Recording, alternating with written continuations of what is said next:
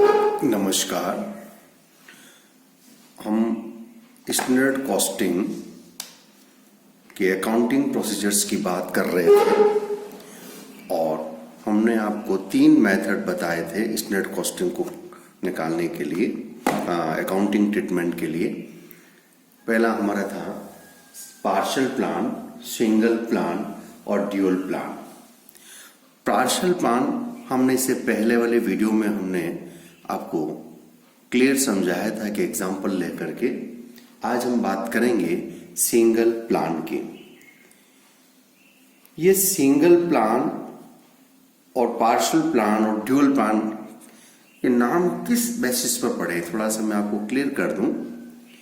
क्योंकि in case of partial plan the accounts are maintained partially at standard cost and partially at actual cost। क्योंकि आपने देखा होगा कि वर्क इन प्रोग्रेस को हमने डेबिट किया था एक्चुअल कॉस्ट से और क्रेडिट किया था स्टैंडर्ड कॉस्ट से। Stores ledger account was maintain at actual cost. It means under the partial plan the accounting treatment is mixture of accounting and standard cost. दोनों को हम कहीं हमने अकाउंटिंग यूज किया, कहीं हमने स्टैंडर्ड कॉस्ट यूज किया, so it is called partial plan.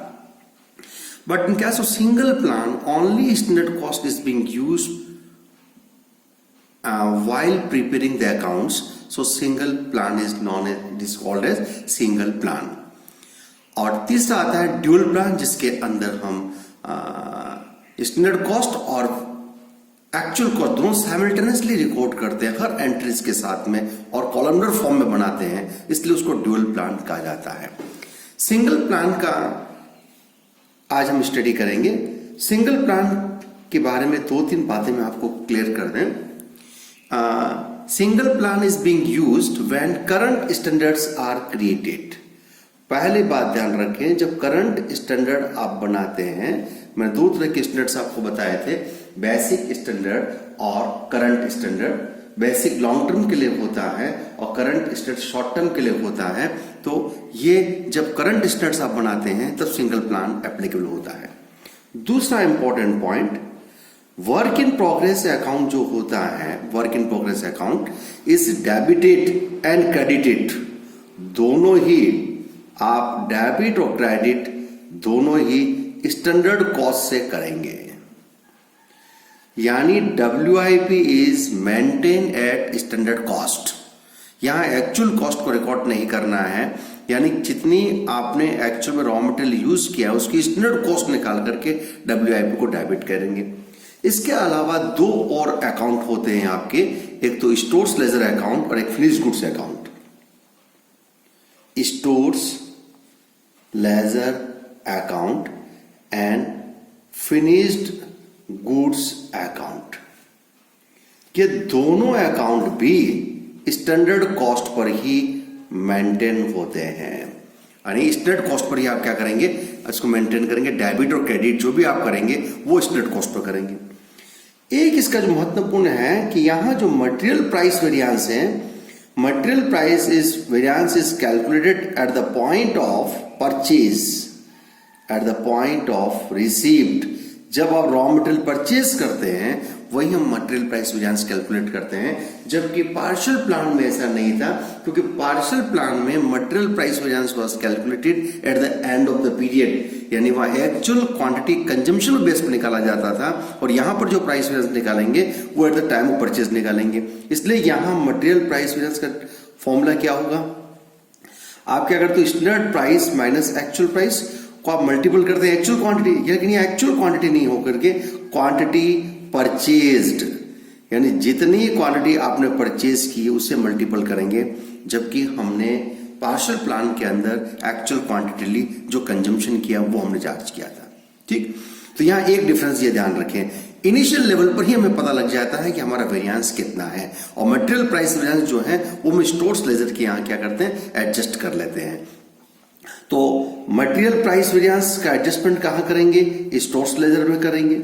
Material usage variance का एडजस्टमेंट कहां करेंगे, यूजेज वेरिएंस निकालेंगे, उसका एडजस्टमेंट कहां करेंगे, हम WIP के अकाउंट के साथ करेंगे। क्वांटिटी का डिफरेंस, क्वांटिटी का कंजम्पशन प्रोडक्शन के दरमियान होता है और प्रोडक्शन WIP में होता है, तो यूजेस वेरिएंस का आपका एडजस्टमेंट WIP में करना है। फिर labour variances, labour cost variance का वेजेस कंट्रोल अकाउंट से करेंगे। जब वेजेस कंट्रोल अकाउंट बनाएंगे तब हम इसका एडजस्टमेंट करेंगे, यानी लेबर कॉस्ट वेरिएंस फेवरेबल आ रहा है या एडवर्स आ रहा है। तो देखिए मटेरियल प्राइस वेरिएंस फेवरेबल आ रहा है या एडवर्स आ रहा है, ये इनको ध्यान रखते हुए उनको डेबिट और क्रेडिट करना होगा। तो जैसे एडवर्स वेरिएंस आ गया तो वेजेस कंट्रोल अकाउंट के क्रेडिट में चला जाएगा, और यदि फेवरेबल आ गया तो इसके डेबिट में चला जाएगा। तो इसे आप कैलकुलेट करेंगे। ऐसे ही ओवरहेड कॉस्ट वेरिएंस का एडजस्टमेंट ओवरहेड कंट्रोल अकाउंट के थ्रू से करेंगे। तो यहां एक बात ध्यान रखें कि मटेरियल जो मेजर डिफरेंस है वो क्या है, material price variances are calculated at the time of purchase. फिर आप आइए, all expenses incurred are charge to the account concern but are recorded in WIP at standard cost. यानी जितने भी एक्सपेंसेस हैं, ऑल एक्सपेंसेस इंकर्ड जो खर्च हो रहे हैं, all expenses incurred are charged to the concern account,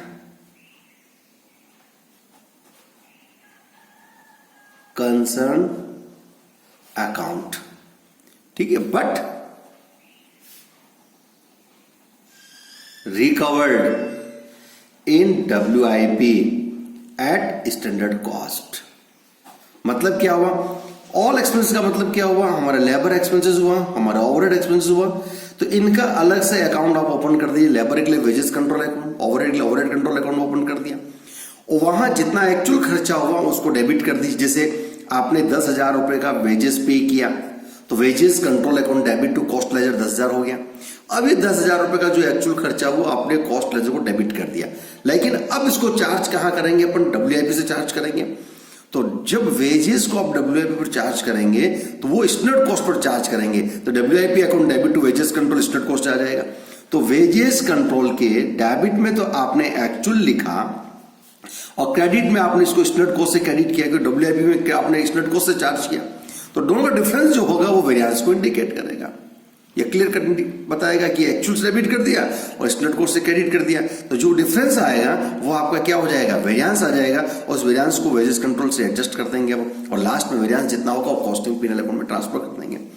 तो ये आप मॉडल पॉइंट जो आप ध्यान रखें, तो मैं वापस रिवाइज कर देता हूं। सिंगल प्लान कब यूज करना है, जब करंट स्टैंडर्ड्स होते हैं। दूसरा इंपॉर्टेंट इसकी प्रॉपर्टी क्या है, WIP अकाउंट डेबिट और क्रेडिट दोनों स्टैंडर्ड कॉस्ट मेंटेन होता है। तो WIP account, store ledger account and finished goods account, all these 3 accounts are maintained at standard cost. Material price variance is being calculated at the time of purchase, not at the time of consumption.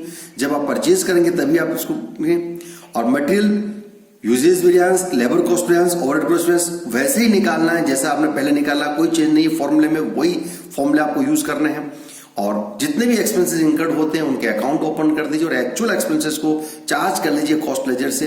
लेकिन जब expenses को आप recovered करेंगे WIP के ऊपर तो वो standard cost से करेंगे, ये आप ध्यान रखिए। तो आइए इसकी कुछ जनरल एंट्रीज में बता देता हूं क्या क्या जनरल एंट्रीज हो सकती हैं। देखिए जनरल एंट्रीज क्या हो सकती है, देखिए जर्नल एंट्रीज। सबसे पहले आप क्या करेंगे, मटेरियल परचेज करते हैं आप, मटेरियल परचेज्ड, मटेरियल परचेज करते हैं तो आप क्या करते हैं, स्टोर्स लेजर अकाउंट डेबिट, ये जो आएगा वो आएगा विथ स्टैंडर्ड प्राइस।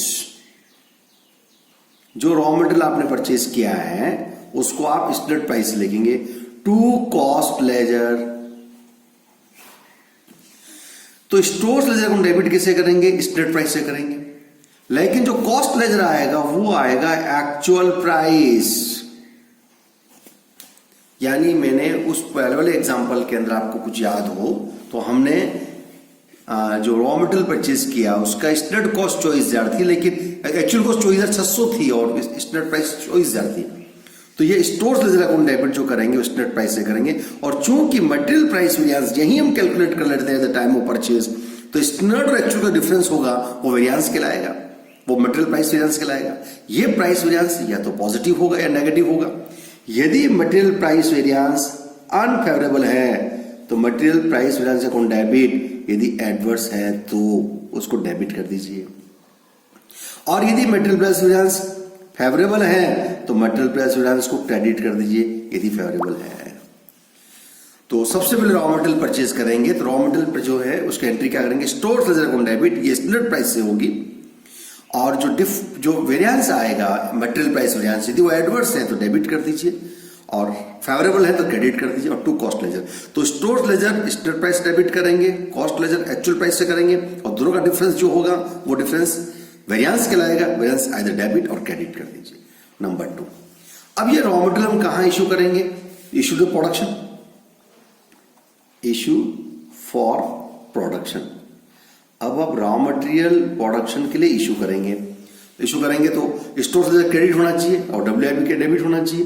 तो WIP account debit to stores ledger, to store. अब आप क्या करेंगे, WIP को डेबिट करेंगे। ये WIP कैसे करेंगे, स्टैंडर्ड कॉस्ट से करेंगे, क्योंकि अभी हमने कहा कि WIP तो डेबिट भी स्टैंडर्ड कॉस्ट से होता है और क्रेडिट भी स्टैंडर्ड कॉस्ट से होता है। लेकिन ये ध्यान रखें, यहां स्टैंडर्ड कॉस्ट कैसे निकालेंगे, standard quantity for actual output into standard price, वो स्टैंडर्ड कॉस्ट आ जाएगी। और जो स्टोर्स लेजर हैं, टू स्टोर्स लेजर आप जो करेंगे ये स्टैंडर्ड कॉस्ट, ये भी आप किससे होगा, स्टैंडर्ड कॉस्ट से एंट्री होगी। अब स्टैंडर्ड कॉस्ट और एक्चुअल क्वांटिटी, इनका दोनों का डिफरेंस जो होगा, यहां पर क्या होगा, जब क्वांटिटी वेरिएंस आप निकालेंगे मटेरियल यूजेज वेरिएंस, और यदि मटेरियल यूजेज वेरिएंस अनफेवरेबल आता है तो डेबिट कर दीजिए।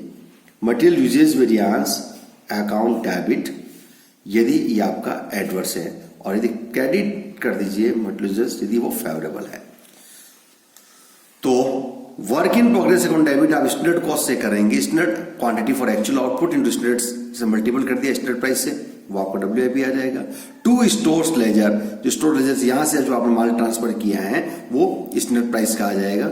और यूजेज वेरिएंस जो होगा वो डिफरेंस कहलाएगा। वो डिफरेंस कौन सा होगा, या तो पॉजिटिव होगा या नेगेटिव होगा।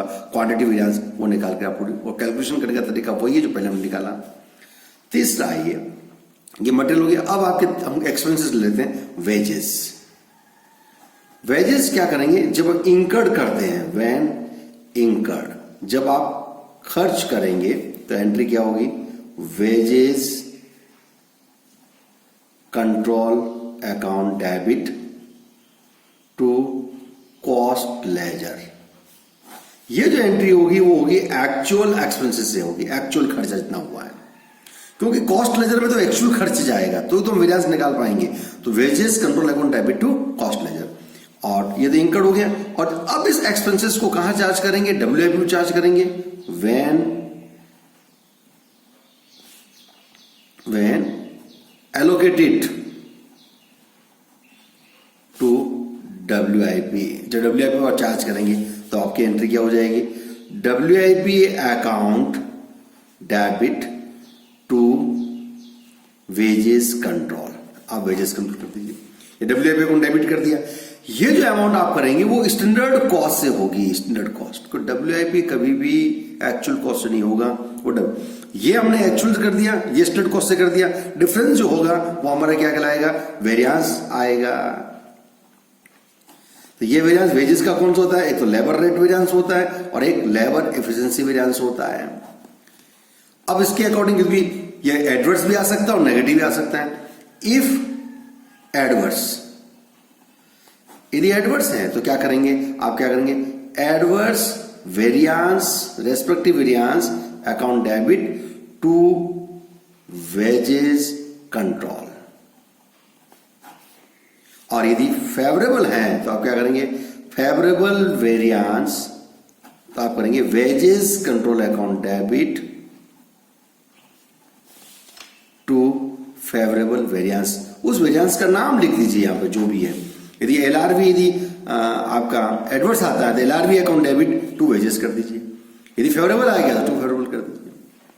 तो ये आपका वेजेस का हो गया। तो वेजेस का पहले खर्च किया, खर्च करने के बाद उस वेजेस को WIP पर चार्ज किया, तो खर्च की जो एंट्री करेंगे वो एक्चुअल कॉस्ट से करेंगे और WIP पर चार्ज करेंगे उस नेट कॉस्ट से चार्ज करेंगे। ये हमने चार्ज कर लिया। अब इस यदि वेरिएंस आएगा, दोनों का डिफरेंस क्या कहलाएगा? वेरिएंस नेगेटिव भी हो सकता है और पॉजिटिव भी हो सकता है। एडवर्स वेरिएंस है तो वेजेस कंट्रोल अकाउंट क्रेडिट हो जाएगा। तो आप सिंपल ये लिख सकते हैं, एडवर्स है तो वेजेस कंट्रोल अकाउंट क्रेडिट हो जाएगा और यदि फेवरेबल है तो डेबिट हो जाएगा। ये सिंपल आप ध्यान रखिए। फिर उसके बाद आइए ओवरहेड्स का। ओवरहेड्स चार्ज करेंगे तो ओवरहेड का भी सेम चार्ज करेंगे। ओवरहेड्स तो पहले जब इंकर्ड करेंगे, जब आप इंकर्ड करेंगे तो क्या एंट्री करेंगे? Overhead control account debit to cost ledger. ये भी आपका एक्चुअल कॉस्ट पर होगा, एक्चुअल कॉस्ट की एंट्री पर होगा जो वास्तव में खर्च किया। फिर इसको आप चार्ज करेंगे, WIP एलोकेशन करेंगे, इसको एलोकेशन करना होगा WIP पर। तो क्या एंट्री करेंगे? WIP account debit to overhead control account. और ये जो आएगा वो स्टैंडर्ड पर आएगा, ये ध्यान रखें। ये एक्चुअल पर एंट्री की ओवरहेड कंट्रोल अकाउंट, तो डेबिट तो एक्चुअल से हुआ, क्रेडिट स्टैंडर्ड से हुआ, तो दोनों का डिफरेंस क्या कहलाएगा? वेरिएंस कहलाएगा। और ये वेरिएंस फेवरेबल हो सकता है और एडवर्स हो सकता है। ठीक है, फेवरेबल है तो आप WIP अकाउंट जो होगा, सॉरी ये overhead control account, overhead control account favourable है तो उसको आप क्या कर दीजिए? डेबिट कर दीजिए। एडवर्स है तो क्रेडिट कर दीजिए। ये आप तो ओवरहेड का, तो ये प्रोसेस आपको क्लियर हो गया। ये रॉ मटेरियल परचेज किया, परचेज करते इसमें प्राइस वेरिएंस निकालते उसकी एंट्री कर दी। फिर रॉ मटेरियल को हमने वर्क इन प्रोग्रेस को इशू किया, वहां पर हमने क्वांटिटी वेरिएंस निकाल दिया, उसकी एंट्री वहीं कर दी। फिर वेजेस खर्च किया, एक बार खर्च करने की एंट्री कर दी। फिर वेजेस को हमने चार्ज किया, WIP को स्टैंडर्ड कॉस्ट पर वहां एंट्री कर दी। फिर उसका वेरिएंस निकाला, वेरिएंस की एंट्री कर दी। तीनों काम कंप्लीट। फिर आइए ओवरहेड को आप खर्च करने की एंट्री कर दीजिए और WIP को चार्ज कर दीजिए और जो वेरिएंस आता है उसको आप डेबिट क्रेडिट कर दीजिए। ये आने के बाद वेरिएंस लिख लीजिए। अब आप क्या करें नेक्स्ट, ये ओवरहेड्स का हो गया चौथा पॉइंट। अब आइए पांचवी सिचुएशन। अब आप क्या करेंगे? WIP जो है वो कहां ट्रांसफर करेंगे? फिनिश गुड्स में ट्रांसफर करते हैं, तो WIP account shall be credited with standard cost of goods finished। जो गुड्स फिनिश्ड हुआ है वो आप कहां ट्रांसफर करेंगे? फिनिश्ड गुड्स अकाउंट ट्रांसफर करेंगे, वो स्टैंडर्ड कॉस्ट पर करेंगे। इसके बाद का प्रोसेस सेम प्रोसेस फॉलो करना है। फिर वही कॉस्ट ऑफ गुड्स का कॉस्ट ऑफ सेल्स में ट्रांसफर करेंगे, कॉस्ट ऑफ सेल्स का प्रॉफिट P&L अकाउंट में ट्रांसफर कर देंगे, P&L अकाउंट बैलेंस हम कॉस्ट लेजर में ट्रांसफर कर देंगे और सबका बैलेंस निकाल करके ट्रायल बैलेंस बना लेंगे। तो पार्शियल प्लान और ड्यूल प्लान के अंदर यहां तक डिफरेंस है और इसके बाद का प्रोसेस आपका सेम रहेगा, rest of the process is same. तो ये हमने आपको क्लियर समझा दिया है कि कौन कौन सी एंट्रीज इसमें होनी चाहिए। तो आइए उसको हम एक क्वेश्चन के जो पहले हमने क्वेश्चन किया वही क्वेश्चन इससे करने की कोशिश करते हैं कि कैसे आप इसको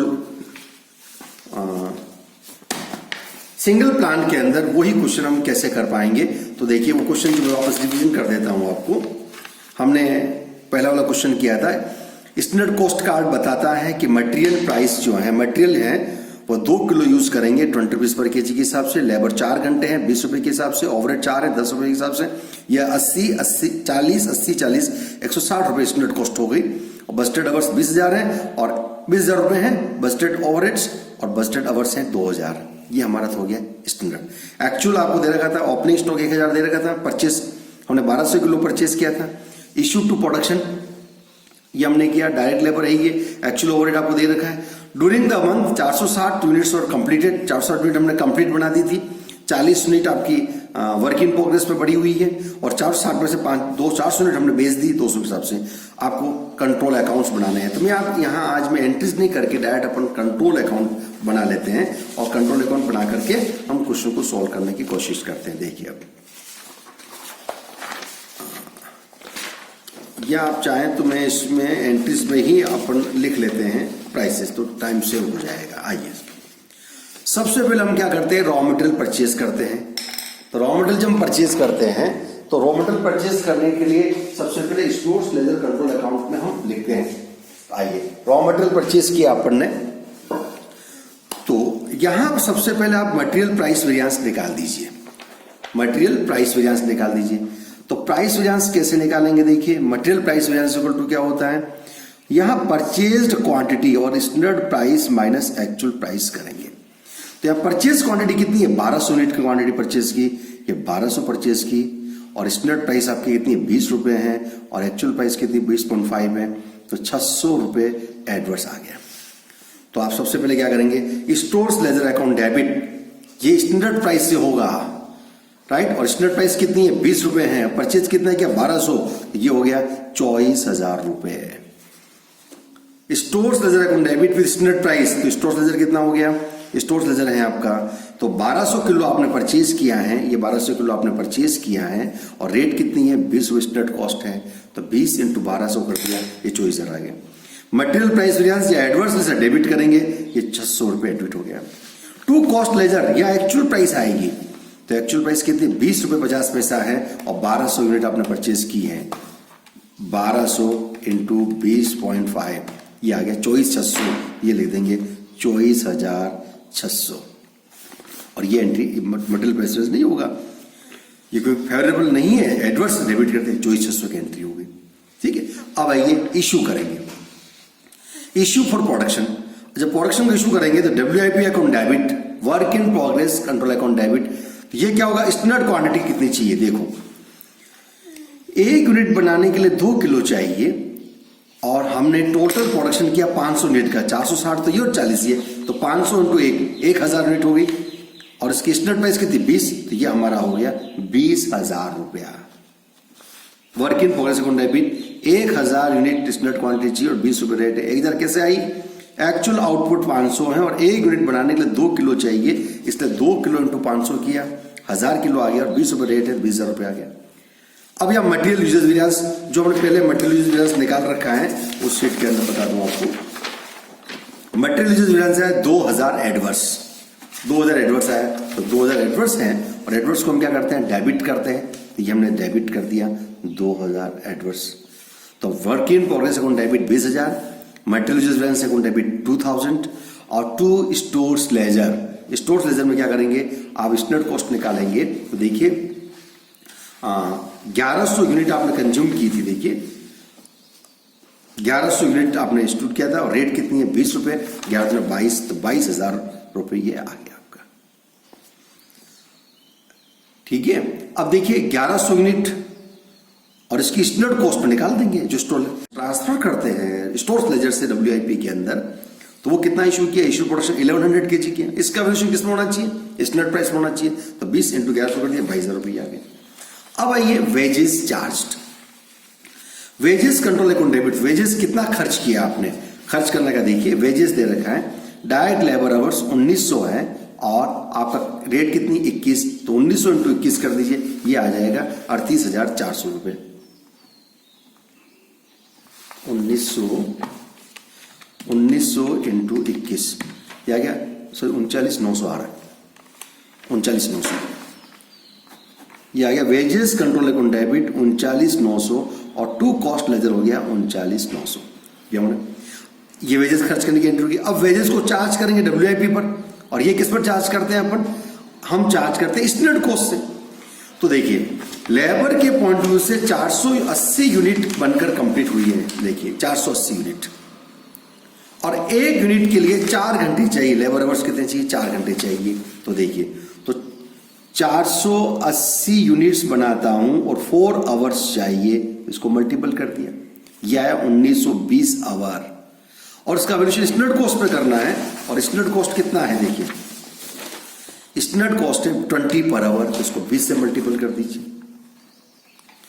तो 480 यूनिट हमने बनाई, 1 यूनिट बनाने के लिए 4 घंटे चाहिए, तो 1920 हुआ, और 1920 को आप मल्टीपल कर दीजिए 20 से, क्योंकि 20 स्टैंडर्ड कॉस्ट है, ये हो गया 38,400। जहां भी हम स्टैंडर्ड कॉस्ट की बात कर रहे हैं वो एक्चुअल क्वांटिटी के रेफरेंस में देखना होगा, क्योंकि हमने पहले मटेरियल कॉस्ट वेरिएंस में आपको डिफाइन किया था कि standard quantity is always defined in terms of actual output.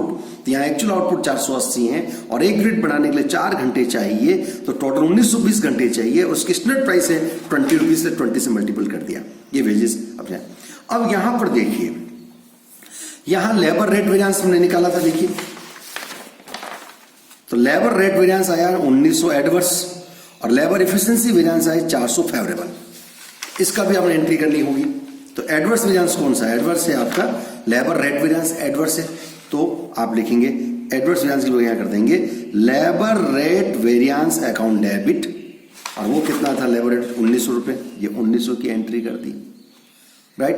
To wages control, ये 1900 हो गई।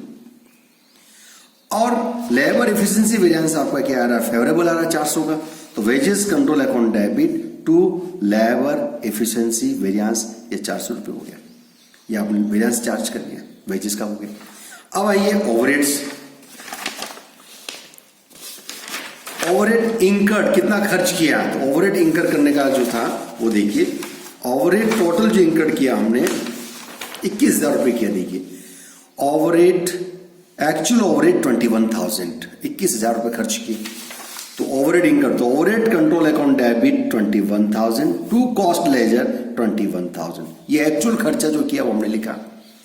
अब इस ओवरहेड को चार्ज करेंगे work in progress, standard cost पर चार्ज करेंगे। और आपको पता है कि एक यूनिट के लिए ओवरहेड के लिए 4 घंटे चाहिए, आपको 4 आवर्स चाहिए एक ओवरहेड के लिए, और एक्चुअल प्रोडक्शन है 480। तो हमने क्या किया, 4 घंटे चाहिए एक यूनिट के लिए, तो 480 के लिए कितना चाहिए? 1920 घंटे चाहिए। और इसकी स्टैंडर्ड रेट है 10 रुपया, ये स्टैंडर्ड रेट 10 रुपया रेट 10 पर आवर, तो ये हो गया 19,200 इसकी स्टैंडर्ड कॉस्ट आ गई। तो एंट्री होगी WIP account debit to overhead control 19,200।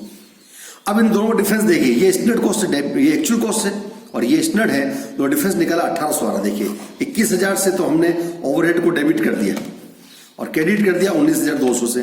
1800 क्या है? ये हमारा वेरिएंस आ गया। अब वेरिएंस देखिए फेवरेबल है, कैसा है देखिए बताते हैं। ओवरहेड देखिए, ओवरहेड दो, एक्सपेंडिचर वेरिएंस 1000 एडवर्स है, तो एक्सपेंडिचर वेरिएंस 1000 एडवर्स है, और वॉल्यूम वेरिएंस भी 800 एडवर्स है। एडवर्स हम क्या करते हैं? ओवरहेड कंट्रोल को क्रेडिट करते हैं जो एडवर्स होता है, ठीक है ना। तो आइए इसकी एंट्री हम कर लेते हैं। Overhead expenditure variance account debit, volume variance account debit to overhead control account. और ये कितना था? 1000 और ये 800, ये 1800 रुपये हो गया। तो अब आप जब ओवरहेड कंट्रोल अकाउंट बनाएंगे, ये ओवरहेड कंट्रोल अकाउंट बनाया हमने, तो डेबिट कितने से किया? 21,000 से किया था। क्रेडिट कितने से किया था? 19,200 से क्रेडिट किया। अब डिफरेंस क्या इंडिकेट करता है? वेरिएंस को इंडिकेट करता है। तो वेरिएंस कितना है? 1800, ये 1800 क्रेडिट कर दीजिए, ये अकाउंट बराबर हो गया। Because overhead control account is debited with actual cost, credited with standard cost, and difference is variances, और वेरिएंसेस में आप कैलकुलेट करके डाल दीजिए, ये आपका ओवरहेड कंट्रोल वेरिएंस हो जाएगा। अब यह बनने के बाद अब आइए, तो अब आपने क्या किया, क्या क्या एंट्रीज हो गई? आपने मटेरियल, सबसे पहले रॉ मटेरियल परचेज करने की एंट्री कर दी, फिर प्रोडक्शन डिपार्टमेंट को आपने इशू कर दिया, उसकी एंट्री आपने कर दी, फिर उसके बाद आपने वेजेस खर्च किया, उसकी एंट्री की, वेजेस को WIP चार्ज के लिए उसकी एंट्री कर दी, और वेजेस वेरिएंसेस जो लेबर रेट वेरिएंस और प्राइस वेरिएंसेस तो उसकी एंट्री आपने कर दी। उसके बाद ओवरहेड की आपने एंट्री कर दी, ओवरहेड चार्ज कर लिया। ओवरहेड चार्ज करने के बाद अब आइए नेक्स्ट एंट्री, एंट्री आप आइए। अब हम क्या करेंगे? फिनिश्ड गुड्स अकाउंट में ट्रांसफर करेंगे WIP से, है ना। तो फिनिश्ड गुड्स, जो फिनिश्ड गुड्स हैं वो क्या करेंगे? WIP से transfer, WIP to finished goods account transfer करेंगे। तो एंट्री क्या करेंगे? Finished goods account debit, finished goods account debit to work in progress. और ये किस पर होता है? स्टैंडर्ड प्राइस पर होता है, और स्टैंडर्ड प्राइस हमने कैलकुलेट कर रखी है।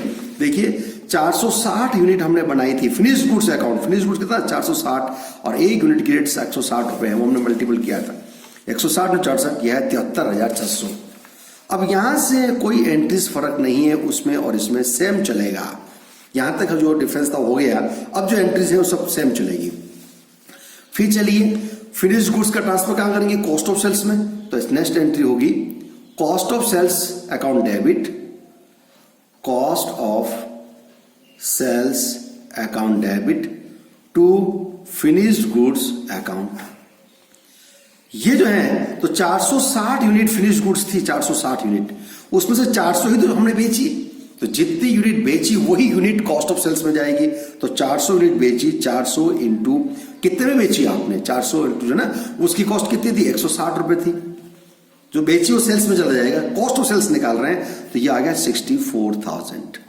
तो देखिए जितने वर्क इन प्रोग्रेस ने टोटल 500 यूनिट उसने बनानी थी, उसमें 460 फिनिश्ड हो गई और 40 वर्क इन प्रोग्रेस में थी।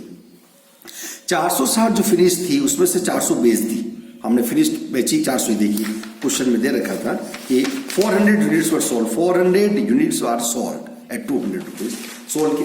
तो इसकी तरह यहां हमें कॉस्ट निकालनी है, इसलिए कॉस्ट कितने 160 रुपए, 64,000 से डेबिट करते हैं। तो देखिए अब आइए कॉस्ट ऑफ सेल्स ट्रांसफर कर दिया। अब कॉस्ट ऑफ सेल्स को हम क्या करेंगे, सेल करेंगे। सेल करने पैसा आएगा तो हम क्या, कैश तो होता नहीं है, इसलिए cost ledger account debit, cost ledger account debit to cost ledger account debit. और क्या बेचा, कॉस्ट ऑफ सेल्स बेचा, to cost of sales account.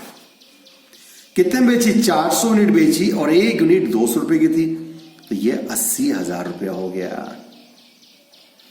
यानी जो माल बेचा उसकी कॉस्ट तो 64,000 की थी और बेची कितने में, 80,000 में बेची, तो हमें प्रॉफिट हो गया, है ना। तो प्रॉफिट कितना हो गया आपको, प्रॉफिट हो गया 16,000 रुपए का प्रॉफिट हो गया। तो 16,000 का जो प्रॉफिट हुआ है वो हम कहां ट्रांसफर करेंगे, जो कॉस्ट वो हम कॉस्टिंग पीरियड में ट्रांसफर कर देंगे। तो हम कहेंगे cost of sales account debit to costing PNL account, ये आ गया 16,000। ये 16,000 कैसे आया, 80,000 हमारी सेलिंग प्राइस थी, 64,000 हमारा कॉस्ट ऑफ गुड्स सोल्ड था, डिफरेंस निकाल दिया। ठीक है, अब ये जितने भी वेरिएंसेस हैं, जो वेरिएंसेस हमने कैलकुलेट किए, ये सब वेरिएंस भी कहां ट्रांसफर करते हैं, पीनल अकाउंट में। तो जो एडवर्स हैं वो तो पीनल अकाउंट डेबिट में जाएगा। तो एंट्री करेंगे costing profit and loss account debit to material price variance, to material usage variance, to labour rate variance, to expenditure variance और to volume variance. Labour efficiency favourable था इसलिए नहीं आएगा। Material price variance था 600, price में 600 था। पहले वाले केस में 50 रुपया आया था वहां, लेकिन किसमें, पार्शियल प्लान के अंदर, और यही डिफरेंस आएगा। और देखो पहले था 50 रुपीज, अभी आ रहा 600 रुपए, और रिमेनिंग आपका सब सेम रह जाएगा। मटेरियल यूजेस वेरिएंस 2000 है, लेबर रेट वेरिएंस 1900 है, ये 1000 है और ये 800 है, और टोटल लगा दीजिए, ये आ जाएगा 600 प्लस 2000 प्लस 1900 प्लस 1000 प्लस 800, ये आ रहा 6300, ये 6300 यहाँ कर दिया। अब उसके बाद एक वेरिएंस आपका पॉजिटिव वेरिएंस है, तो हम कहेंगे labour efficiency variance account debit to costing PNL account में चला जाएगा, वो है हमारा 400 रुपये, ये 400 रुपये चला गया। इसके बाद आप क्या निकालेंगे, कॉस्टिंग पीएनएल अकाउंट का जो बैलेंस आएगा वो हम निकालेंगे। तो कॉस्टिंग पीएनएल अकाउंट बना लेंगे, costing profit and loss account बना लेंगे। तो देखिए कॉस्टिंग पीएनएल अकाउंट में देखिए, ये कॉस्टिंग पीएनएल अकाउंट में आपने 16,000 से तो क्रेडिट कर रखा है कॉस्टिंग पीएनएल अकाउंट के अंदर, ये 16,000 तो क्रेडिट किया आपने, और ये 400 क्रेडिट ये हुआ है, ये 400 क्रेडिट हुआ, और 6,300 आपने डेबिट किया, बस। तो ये हो गया 16,400 में से 6,300 घटा दीजिए, 16,400 माइनस 6,300, ये आ गया 10,100। ये नेट प्रॉफिट आ गया 10,100। तो जो कॉस्टिंग पीरियड का प्रॉफिट होता है वो कहां ट्रांसफर करते हैं हम, कॉस्ट लेजर में ट्रांसफर करते हैं। तो एंट्री हो जाएगी costing PNL account debit to cost ledger account, ये हो गया 10,100। इसके साथ ही कॉस्टिंग पीरियड। अब इसके बाद आपके 3 अकाउंट, इन एंट्री से आप अकाउंट बढ़ा दीजिए। तो WIP अकाउंट का बैलेंस निकल जाएगा, तो WIP अकाउंट का वो बैलेंस निकल जाएगा। WIP का निकलने के बाद स्टोर्स लेजर का बैलेंस निकल जाएगा, फिर फिनिश्ड गुड्स का बैलेंस निकल जाएगा और कॉस्ट लेजर का बैलेंस निकल जाएगा। ट्रायल बैलेंस बना दीजिए, सेम आ जाएगा आपका जो हमने पहले। तो आई थिंक आपको ये कंसेप्ट समझ में आया होगा कि हम कैसे कैलकुलेट करते हैं सिंगल प्लान के अंदर। आपको बिल्कुल क्लियर समझ में आ गया होगा सिंगल प्लान के अंदर कैसे हम एंट्रीज करते हैं। तो ये सिंगल प्लान आपका कंप्लीट हो गया है।